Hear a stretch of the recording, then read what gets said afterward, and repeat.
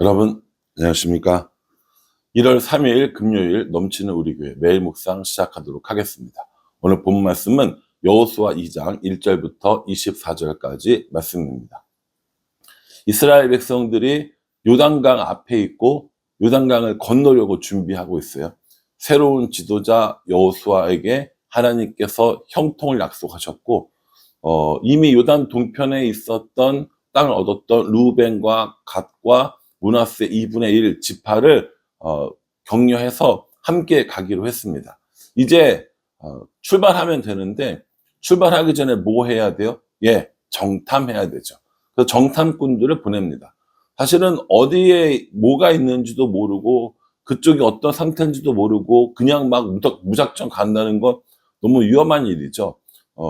여호수아는 이 용이 주도하게 이 정탐꾼들을 보내는 것을 볼 수 있습니다. 1절에 보면 눈의 아들 여호수아가 시딤에서 두 사람을 정탐꾼으로 보내며 이르되 가서 그 땅과 여리고를 엿보라 하매 그들이 가서 라합이라 하는 기생의 집에 들어가 거기서 유숙하더니 이렇게 얘기합니다. 그 가나안 땅을 들어가서 첫 번째 만나고 첫 번째 싸워야 할 성이 어디였냐면 여리고였거든요. 그래서 여리고가 어떤지 그리고 그 땅이 어떤지 정탐하라, 엿보라 이렇게 이야기를 하는 겁니다. 그래서 그 정탐꾼 2명을 보냈는데 그 사람들이 간 곳이 어디냐면 기생 라합의 집이었다라는 겁니다. 이 여행자들이 묵고 뭐 또 이런 무역하는 사람들이 머물고 이런 곳이었다는 거고요. 라합의 이 직업은 여기서는 기생이라고 나오는데 일반적으로 우리가 이야기할 때 몸을 파는 사람이 아니었을까라고 추측을 하는 경우가 많이 있습니다. 그러니까 그 여관에서 혹은 우리나라 치면 뭐 주막에서 여러 가지 일들을 해주고 이런 사람이거나 아니면 그 여관의 주인이거나 이런 사람이었겠죠. 아마 사람들에게 되게 칭찬 듣는 직업은 아니었을 겁니다. 사람들에게 인정받고 존경받는 직업은 아니었을 것입니다. 오히려 사람들에게 천대받고 무시당하고 그런 직업이 아니었을까라는 생각을 해보게 되는 거죠. 이렇게 정탐꾼이 오고 정탐꾼이 왔다는 소식이 이 왕에게까지 들리니까 정탐꾼을 잡기 위해서 대대적으로 수색이 벌어진 겁니다. 이것 꼭 성경의 이야기가 아니어도 우리들 충분히 생각해 볼 수 있는 거잖아요. 영화에서도 이런 종류의 스토리들이 굉장히 많이 나옵니다. 뭐 스파이가 들어오고 정탐꾼이 들어오고 정찰병이 들어오고 그러면 그것을 발견하고 찾으러 가고 이런 얘기인 거죠. 라합의 집에 숨어들었던 이 2명의 정탐꾼은 지금 위기에 처해 있는 겁니다. 그런데 이때 기생 라합이 결단을 하는 모습을 보여주고 있다라는 것이죠. 뭐라고 얘기하냐면 5절에 그 사람들이 어두워 성문을 닫을 때쯤에 되어 나갔으니 어디로 갔는지 내가 알지 못하나 급히 따라가라 그리하면 그들을 따라잡으리라 하였으나 이렇게 이야기합니다. 정탐꾼들을 찾으려고 하는 군사들이 이 기생 라합의 집에 있다는 것을 알고 들이닥쳤는데 이 라합이 그 병사들에게 왔긴 했는데 이미 나갔다라고 이야기하면서 그 흔히 영화에서 보면 저쪽으로 갔으니 빨리 가세요 이거거든요. 이렇게 해서 사람들을 보내게 되는 겁니다. 생각해 보십시오. 만약에 우리가 기생 라합의 입장이었다면 우리는 어떻게 이 문제를 풀었을까요? 기생 라합은 사람들에게 무시받고 천대받고 홀대받는 직업이었고 위치에 있었기 때문에 아마 이번 기회를 이용해서 자신이 좀 더 높은 위치에 올라가든지 아니면 금전적인 보상을 받든지 이런 것들을 원했을 수도 있습니다. 또 그리고 그게 가능했을 수도 있습니다. 그럼에도 불구하고 그 정탐꾼들을 숨겨줌으로 인해서 자기 민족에게는 배신자가 되는 이런 오히려 더 어려운 상황에 빠지게 된 거였죠. 그러면 이 라합은 왜 이런 결정을 해서 정탐꾼들을 살려주었는가? 9절 말씀에 보면 말하되 여호와께서 이 땅을 너희에게 주신 줄을 내가 아노라. 우리가 너희를 심히 두려워하고 이 땅 주민들이 다 너희 앞에서 간담이 녹나니 이렇게 얘기합니다. 이 땅을 너희에게 주신 줄 누가요? 여호와께서. 이걸 라합이 안 거예요. 그러니까 라합은 지금 이 사람들을 고발하고 신고하면 금전적인 보상 혹은 뭐 어떤 좀 좋은 눈앞에 이익이 있을지는 모르지만 이 이스라엘 백성의 하나님이 이 땅을 여리고를 이들에게 주셨다는 것을 알고 있었기 때문에 앞으로 어떻게 될지 모르겠다라는 생각을 했던 겁니다. 눈앞의 이익에만 급급했던 것이 아니라 멀리 보고 길게 보고 넓게 보니까 하나님께서 이 땅을 이스라엘 백성들에게 주셨네 라고 하는 것을 알게 되었다라는 것이죠. 뭐라고 고백하냐면 11절에 우리가 듣자 곧 마음이 녹았고 너희로 하여금 너희로 말미암아 사람이 정신을 잃었나니 너희 하나님 여호와는 위로는 하늘에서도 아래로는 땅에서도 하나님이시니라 라고 이렇게 얘기합니다. 그러니까 이 광야에서 어떤 일이 벌어졌는지, 전쟁을 어떻게 이겼고 이스라엘 백성들을 어떻게 먹였고 이런 것들을 그 주변에 있는 사람들이 다 알고 있었다라는 거예요. 그러니까 이 하나님의 능력이 너무 크다는 것들을 알고 있었죠. 그래서 위로는 하늘에서 아래로 땅에서 하나님이신 줄, 여호와 하나님이신 줄 내가 알고 있다. 우리가 알고 있다라고 하는 이 고백을 하게 되는 겁니다. 이 라합의 이 고백이야말로 결국에 이 라합의 가족들을 살리는 고백이 되는 거고 그 선택이 되어지는 겁니다.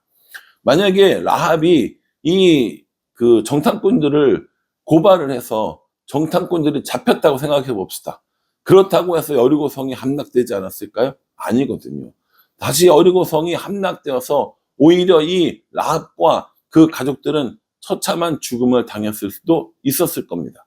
그런데 이 라합은요, 눈앞의 이익을 바라보는 것이 아니라 지금의 그 안전을 바라보는 것이 아니라 하나님을 선택하는 이 믿음의 선택을 보여주고 있는 것입니다.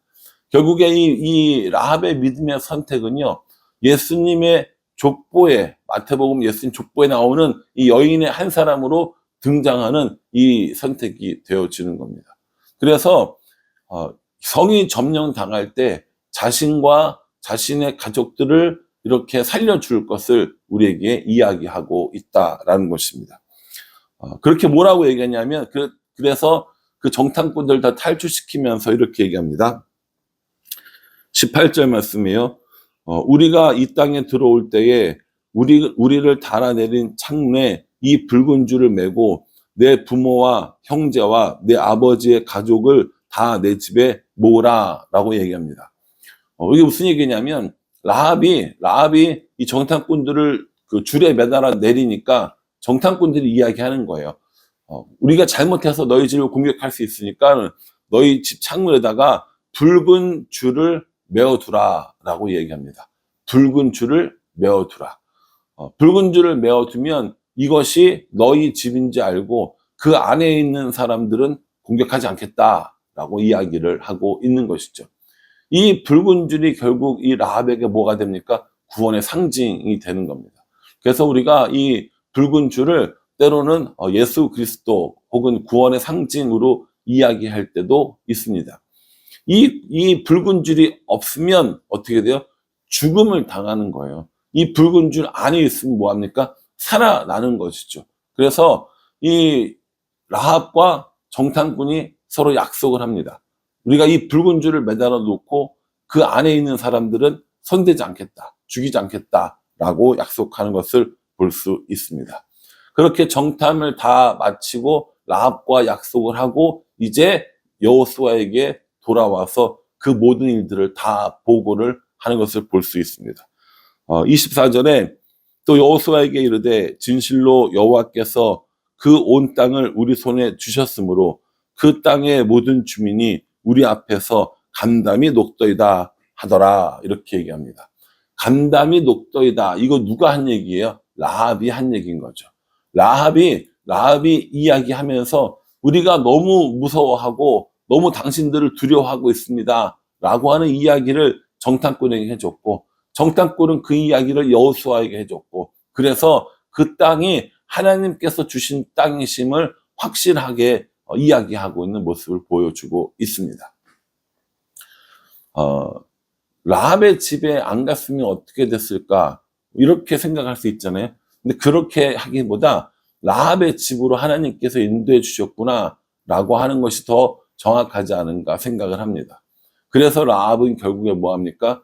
비천한 자리에, 그리고 사람들에게 인정받지 못하는 그런 자리에 있다가 예수님의 족보에 오르게 되는 그런 일들을 받게 되는 것이죠. 우리도 사실은 라합과 같은 사람일 수밖에 없습니다.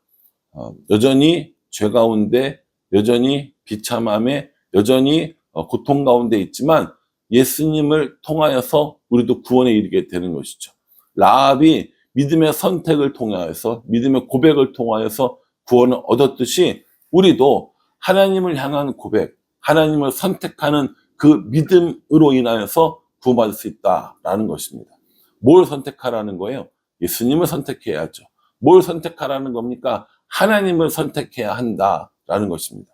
우리도 눈앞의 이익을, 그리고 구원을 선택해야 될 때가 분명히 있어요. 내가 하나님을 믿으면, 혹은 하나님 믿는 사람이라고 이야기를 하면, 혹은 복음을 전하면 사람들이 나를 이렇게 생각하고 내가 이렇게 할 때 좀 힘들어지고 이렇게 될 텐데, 그냥 교회 다니는 거 이야기하지 말고, 믿는 사람인 거 이야기하지 말고 그냥 평범하게 살아가면 어떨까? 그냥 보통 일반인들이 살아가는 것처럼 살아가면 안 되나? 라는 생각을 할 때가 있습니까? 없습니까? 있죠. 그런데 오늘 라합은요, 그럴 수 있음에도 불구하고 하나님을 선택하는 믿음을 보여줍니다. 이 믿음이 라합을 구원하게 했다라는 것이죠. 오늘 살아가는 우리들도 많은 선택들을 해야 합니다. 이것을 해야 할지, 저것을 해야 할지. 그 많은 선택들 가운데 하나님께서 우리에게 뭘 요구하시는지를 명확하게 알아야죠. 뭘 요구하세요? 믿음을 요구하십니다. 하나님께서 우리에게 요구하시는 이 믿음에 우리가 응답할 때에 하나님의 구원을 맛보아 알게 되어진다라는 것이죠. 오늘 하나님이 우리에게 어떤 믿음을 요구하실까요? 눈앞의 이익이 아니라 영원한 하나님 나라를 선택하라고 이야기해 주고 계시면서 오늘 우리는 무엇을 해야 할까요? 직장에서, 또 가정에서, 학교에서, 사람들과의 관계에서 눈앞의 이익을 추구하기 위하여 영원한 하나님의 나라를 놓치는 일이 없었으면 좋겠습니다. 선택해야 하는 거예요. 내가 지금 내 목숨을 부지하기 위하여, 혹은 내가 어떤 이득을 얻기 위하여 믿음을 포기하고 하나님을 포기할 것인가? 아니면 지금 손해보는 것 같고 지금 안 되는 것 같지만 그럼에도 불구하고 하나님을 선택하는 이 선택을 할 것인가? 라고 하는 것이죠. 그러니 여러분, 라합처럼 순간의 이익이 아니라 믿음을 선택하는, 그리고 하나님을 선택하는 그런 은혜가 우리 가운데 있었으면 좋겠습니다. 우리는 이 땅에서 영원히 살지 않습니다. 여리고가 멸망당했듯이 이 땅도 분명히 끝이 있고요. 또 개인적으로 우리의 종말도 분명히 존재합니다. 그러니 눈앞의 이익을 따라 사는 인생이 아니라 영원한 하나님 나라를 바라보며 믿음으로 하나님을 고백하며 살아가는 우리 모두가 되기를 주님의 이름으로 축복합니다. 기도하겠습니다. 하나님, 라합의 모습을 통하여서 우리들의 삶을 돌아봅니다.